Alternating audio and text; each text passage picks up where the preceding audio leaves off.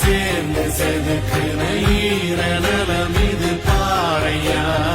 வாழும் வரையிலும் நீயும் விதைக்கிற கடமை இருக்கு கேளையா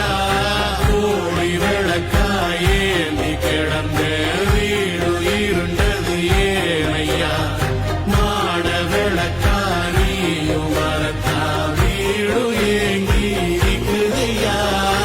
எத்தனை சாமி வந்ததையா இது எந்தெந்த சாமி தந்ததையா எத்தனை பாட்ட